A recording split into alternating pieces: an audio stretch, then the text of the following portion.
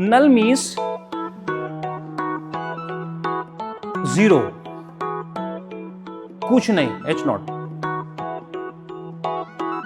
इसका मतलब यह है कि हम जो हाइपोथेसिस प्रेडिक्ट कर रहे हैं, हम ये प्रेडिक्ट कर रहे हैं कि एक्स, फॉर एग्जांपल हम जनरली क्या करते हैं, हम फिजिकल एजुकेशन में एक्सरसाइज कराते हैं, है ना, मतलब जब मोटा मोटी सी बात अगर आप करेंगे तो उसके इफेक्ट देखते हैं, परफॉर्मेंस पे देखेंगे, फिजियोलॉजी पे देखेंगे, कार्डियोवास्कुलर एंडोरेंस पे देखेंगे, बहुत सारी चीज़ों पे, साइकोलॉजी पे देखेंगे। तो अब हम ये कह रहे हैं कि एक बंदा है, यानी एक आपके सैंपल है, आपने उस सैंपल को लिया, उस पर आपने एक्सरसाइज फ्रेम की और आपने वो एक्सरसाइज उस ग्रुप को कराई, और आफ्टर दी जो ड्यूरेशन ऑफ एक्टिविटी आप करा रहे थे, उसके बाद फिर आपने फिर डेटा ले लिया। यही तो होगा प्रोसेस में। अब हम ये देखेंगे प्री एंड पोस्ट में कुछ डिफरेंस हुआ या नहीं हुआ। इतनी सी तो सिंपल सी बात है। अब हम नल हाइपोथेसिस में कह रहे हैं कि इसका मतलब 0, यानी जो हजरात पहले जैसे थे, एक्सरसाइज कराने के बाद भी डेटा लिया तो तब भी वैसे ही हैं। अब वैसे ही हैं को समझने के लिए ये है, जनरली हम हाइपोथेसिस क्या होगी हमारी, एक्सेप्ट, तो हम ये कहेंगे जो जैसे थे वैसे ही आज है। यानी हम ऐसा कर लें कि एमपीएड फर्स्ट सेमेस्टर में जैसे हमने बीपीएड के बाद एंट्री की थी, और 1 साल पढ़ाई के बाद भी हम जैसे पहले थे आज वैसे ही हैं, अगर हमारी टेस्ट किया जाए तो। ठीक, no change pre and post, समझ में आया? This means null hypothesis. इसको ये ध्यान रखिएगा, ये जो इसका साइन है, इससे बहुत इसको याद करना है आपको। तो ये कह रहे हैं these are used when the researcher believe there is a no relation between two variable, और when there is a inadequate theoretical और empirical information to state a research hypothesis. यानी कि हम वही कह रहे हैं कि सिंपल कि कोई रिलेशनशिप नहीं प्री एंड पोस्ट। ठीक, यहां तक तो समझ में आ गया नल हाइपोथेसिस।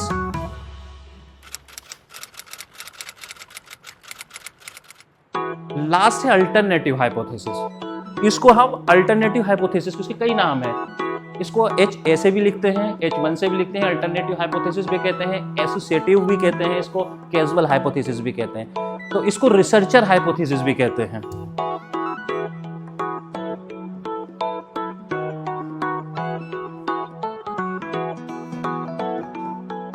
ठीक, रिसर्चर हाइपोथेसिस क्यों?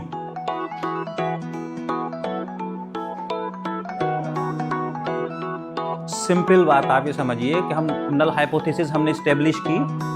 हम ये कह रहे हैं कि जैसे हमारे स्टूडेंट एमपीएड फर्स्ट ईयर में थे, 3rd ईयर में भी क्लासेस होने के बावजूद भी उनकी नॉलेज में कोई फर्क नहीं पड़ा, एज इट इज है, जैसे थे वैसे ही हैं, that is means no differences. ये क्या हुआ? Null hypothesis. ठीक, अल्टरनेटिव हाइपोथेसिस इसका क्या होती है? जस्ट अपोजिट, है ना, इसकी उल्टी होती है, इतना समझ लिया। अगर ये नल हाइपोथेसिस अगर आप लिखेंगे कि दिस मींस नो रिलेशन, और अल्टरनेटिव हाइपोथेसिस में क्या कहेंगे हम कि रिलेशनशिप एग्जिस्ट, यानी है, यानी नो डिफरेंस, वहां कहेंगे नो डिफरेंस, वहां कहेंगे डिफरेंसेस हैं। यानी कि आपने पढ़ाई की या हमने एक्सरसाइज कराई पहले और बाद में, तो हम कहेंगे कि इनमें सिग्निफिकेंट डिफरेंस आ रहा है। इसका मतलब ये है कि हमारा ट्रेनिंग प्रोग्राम का उस पर इफेक्ट पड़ रहा है, यही है ना? ठीक, अब हम इसको रिसर्चर हाइपोथेसिस क्यों कहते हैं?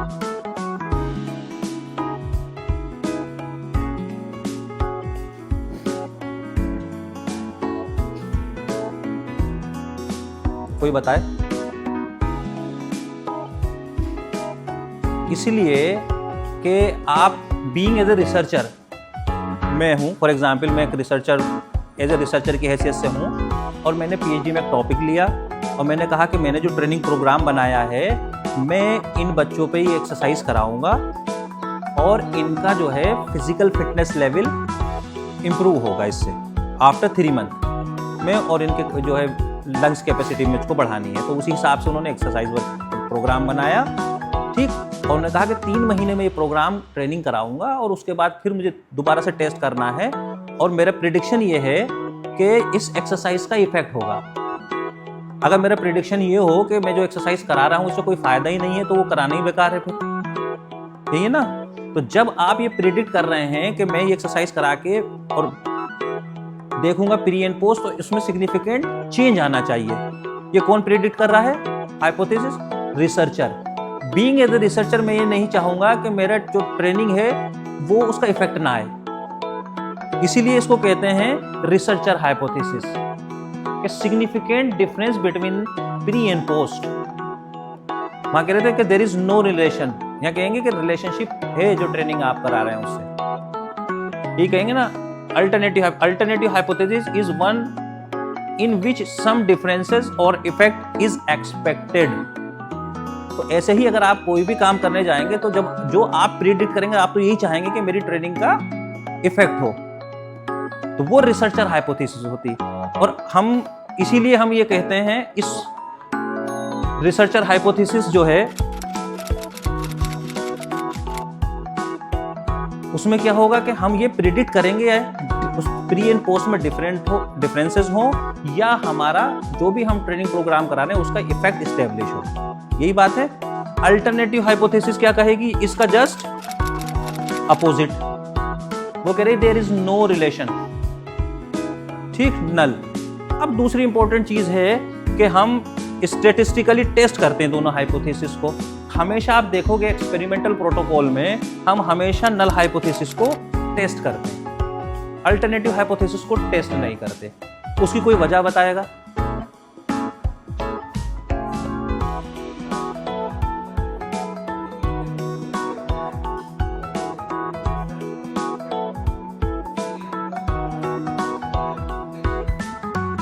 चलो, और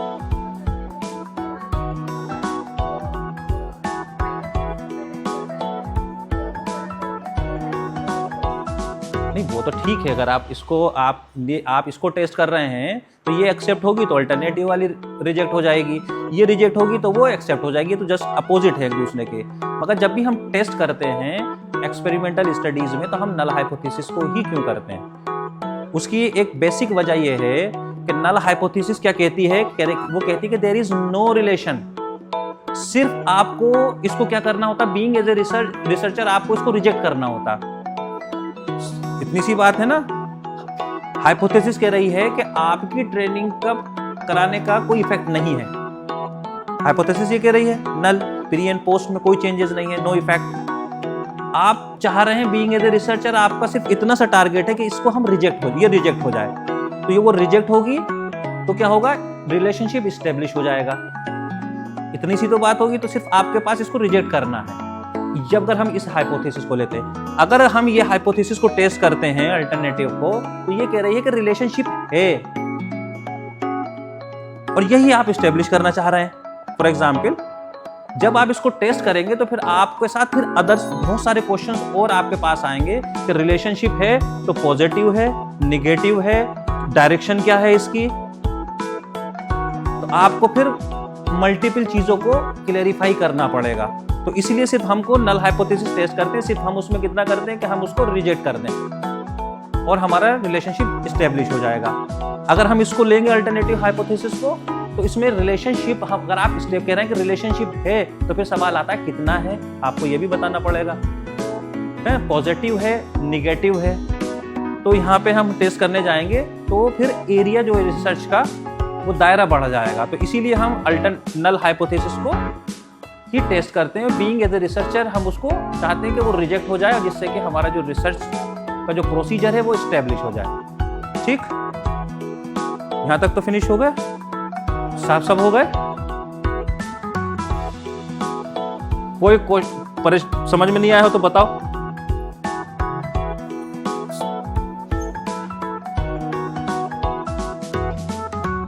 अब एक सबसे इंपॉर्टेंट चीज है हाइपोथेसिस टेस्टिंग। ये हम अगली क्लास में करेंगे। अभी हाइपोथेसिस टेस्टिंग का मतलब थोड़ा सा टाइम टेकिंग है और अभी हम थोड़ा सा बेसिक ये बता दें। Suppose we want to test hypothesis that the population mean, ये चीजें आपको याद करनी है। ये पॉपुलेशन मीन का साइन है, ये खाली कभी आपको जाएंगे नेट के एग्जाम में तो कहीं कहीं सिंबल आपको लिखे में मिलेंगे, H0 लिखा हुआ मिलेगा, अल्टरनेटिव हाइपोथेसिस का साइन मिलेगा, कहीं ग्रेटर देन लिखा हुआ होगा, कहीं लेस देन लिखा होगा, कहीं ये साइन होगा, तो फिर आपको ये पकड़ना पड़ेगा कि ये है क्या। ठीक, तो ये कह रहे हैं कि population mean is equal to the hypothesized mean is equal to 0। तो यानी कि हम कह रहे हैं कि नल हाइपोथेसिस की बात कर रहे हैं the null hypothesis is that the population mean is equal to the hypothesis size mean 100 symbolically it can be express as. तो ये कह रहे हैं नल हाइपोथेसिस का जो मीन है, ठीक, मीन ऑफ द पॉपुलेशन है ये, और ये क्या है, mean of the null hypothesis क्या है, इक्वल है। यानी कि प्री एंड पोस्ट पब्लिक जो आपने सब्जेक्ट लिए 100 सब्जेक्ट है, तो उनका जो मान लो मीन आया 100 फॉर एग्जाम्पल, फिर हमने टेस्ट किया तो हमारी हाइपोथेसिस मीन भी 100, तो यानी कि नो चेंजेस, ठीक। ये है नल हाइपोथेसिस। अल्टरनेटिव हाइपोथेसिस क्या कहती है, अगर आप इसको अल्टरनेटिव हाइपोथेसिस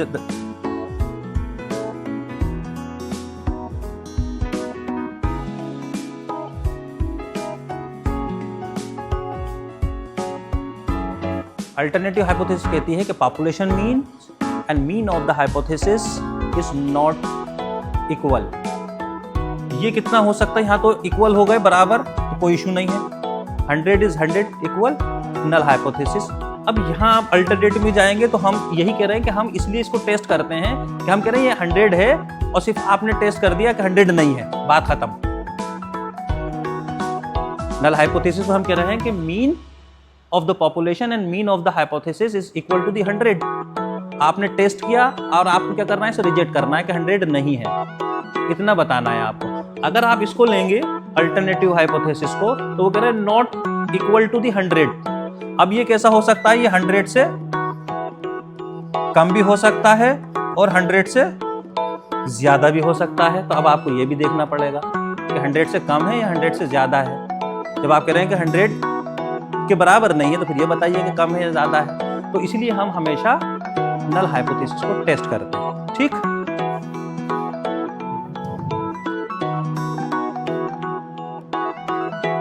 अब इंपॉर्टेंट चीज आती है, अभी तक हम जो पहुंचे वो पूछे कि what is hypothesis, this is the guess और बिलीफ क्या है, on the basis of limited evidence. 6 तरह की हमने हाइपोथेसिस पढ़ ली, basic, complex, directional, non directional, null and alternative. हमने ये भी पढ़ लिया कि नल हाइपोथेसिस क्या होती है, कि the mean of the population and mean of the null hypothesis is equal to the 100, यानी कि सेम है, नो डिफरेंसेस।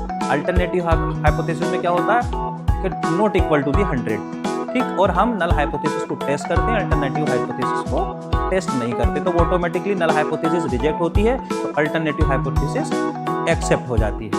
अब हम ये कह रहे हैं कि आप जब एग्जाम में जाएंगे तो ये बहुत सारी चीजें आपको मिलेंगी। नंबर 1 क्या कह रहे हैं, अल्टरनेटिव हाइपोथेसिस कह रहे हैं कि mean of the population not equal to the mean of hypothesis, ठीक। ये क्या कह रहे हैं, the alternative hypothesis is that the population mean is not equal to 100, जो हमने पहले पता, it may be more than और लेस देन 100, ये ज्यादा भी हो सकता है और कम भी हो सकता है in the case of alternative hypothesis. Researcher hypothesis की बात हो रही है, वो बात खत्म हो गई नल हाइपोथेसिस की। दूसरे में उन्होंने क्या कहा, अब यहाँ चीज आ गई, greater than and less than.